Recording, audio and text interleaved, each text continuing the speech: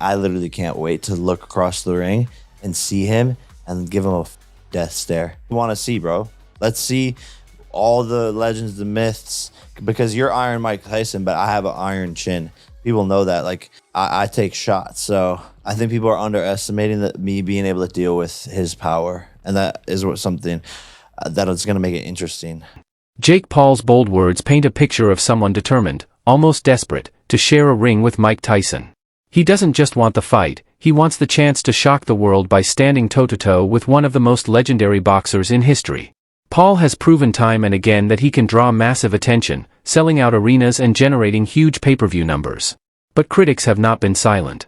They argue his resume is padded with matchups against non-professional fighters, pointing to his loss against Tommy Fury as proof that seasoned boxers expose the limits of his skill set.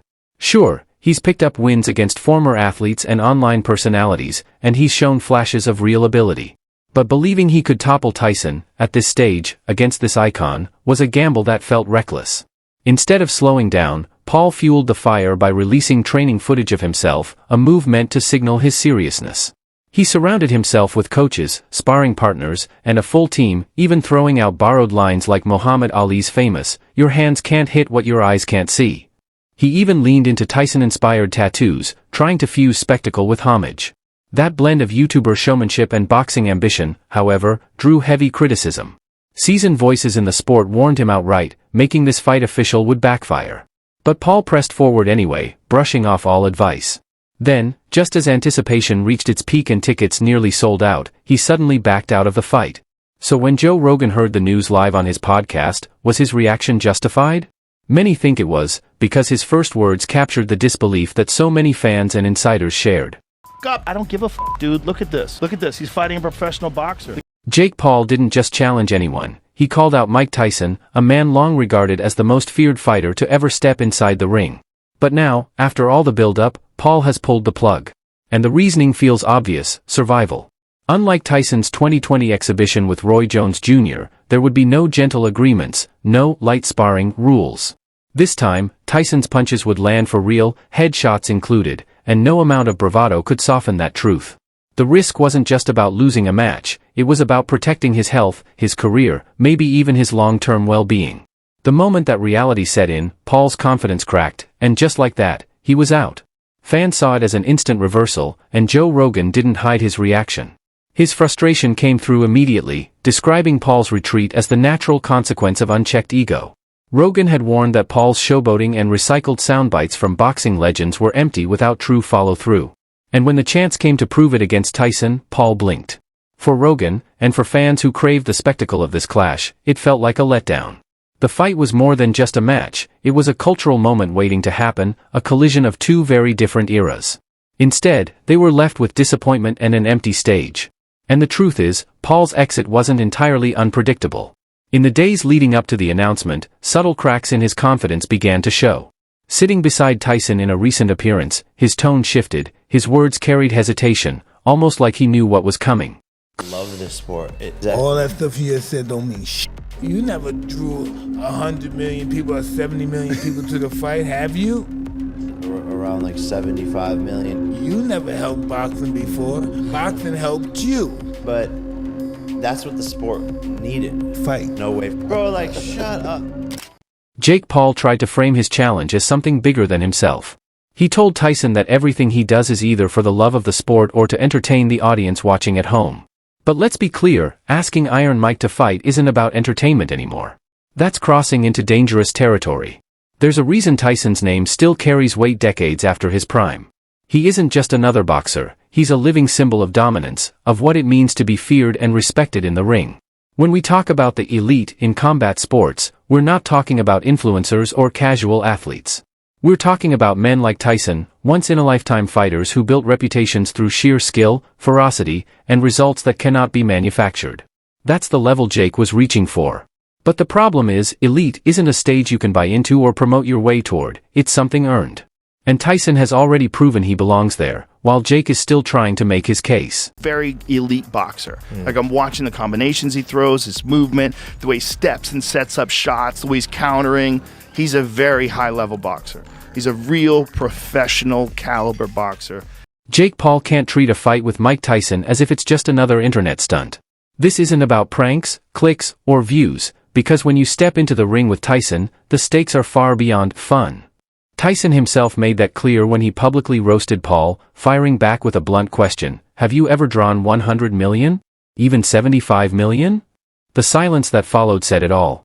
Jake hasn't, and the truth is, he probably can't, not without a name like Tyson beside him. And that's the reality behind the call-out. On his own, Jake may draw buzz, but not the kind of global numbers Tyson commands effortlessly, even decades after retiring from professional competition. Tyson is a brand, a legacy, and an unstoppable draw. Jake knew it, and he leaned on that fact when he asked Tyson to share the ring. Joe Rogan didn't hesitate to peel back the curtain on this move. He revealed what many suspected: Jake wasn't chasing history as much as he was chasing Tyson's spotlight. It wasn't just about proving himself in the sport, it was about tapping into Tyson's unmatched star power to elevate his own. Rogan revealed the secret behind Jake's move, saying, It's a brilliant move by Jake, because like if he was going to fight anybody else, people would watch, but would the same amount of people watch? No. Jake Paul tried to present his challenge as something noble, even selfless. He told Tyson that every move he makes is either for the love of boxing or to entertain the fans. But let's be honest, once you bring Mike Tyson's name into the equation, this isn't about entertainment anymore.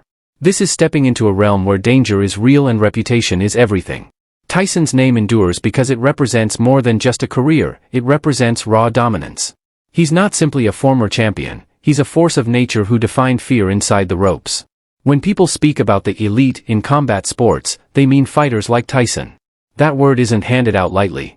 It describes those rare athletes who break barriers, set records, and command respect that money or hype alone can never buy. Jake reaching for Tyson was a reach toward that category. But elite isn't a label you can attach to yourself with clever marketing or viral promotion. It's forged through battles, victories, and scars over time. Tyson has already carved his place at that level. Jake, despite his ambition, is still working to prove he even belongs in the conversation. Rogan put it bluntly. Joe Frazier had been talking shit about Tyson, that if he was in his prime, he'd beat Tyson. And so he had his son fight Tyson, and it was an execution. It was an execution. What Joe Rogan described wasn't just a fight, it was an execution.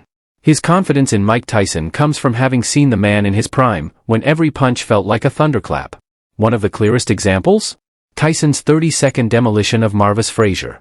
The bell rang, Tyson charged forward, and before most fans had even settled in their seats, Frazier was on the canvas.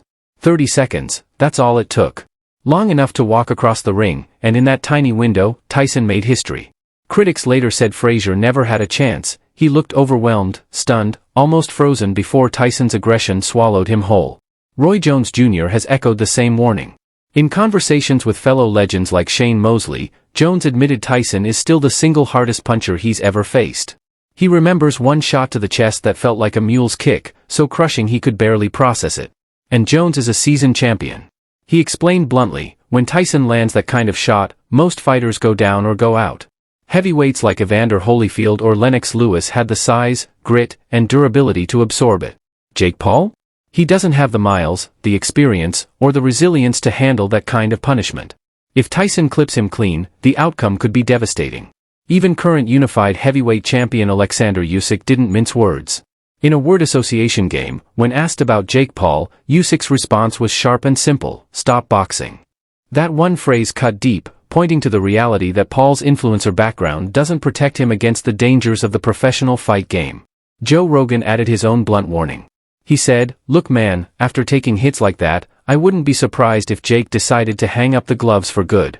He's young, he's got his whole life ahead of him, and there's no shame in walking away to protect your health." His message was clear: boxing is not a game, especially when the opponent is a heavyweight destroyer like Tyson. One mistake could mean not just losing a fight, but losing a career, or worse. And if anyone doubts Tyson still has that power, Rogan reminds us of what's happening right now. Tyson trains daily, pushing himself with the intensity of a man half his age. He's not dabbling in light workouts either. He's drilling with Rafael Cordero, the legendary MMA coach behind King's MMA. Watching Tyson slam pads in Cordero's gym is like watching a storm break loose. The speed, the snap, the violence, it's all still there. So when Rogan says, "I don't care if he's 55, that's still Mike Tyson," it's not hype. It's a reality check. He's telling Jake Paul, and anyone who underestimates Tyson, that age doesn't erase raw power. Tyson is still Tyson. The only question now is whether Tyson will let Jake walk away from this without consequence, or whether this challenge has sparked a new era of battles that Jake may not be ready for.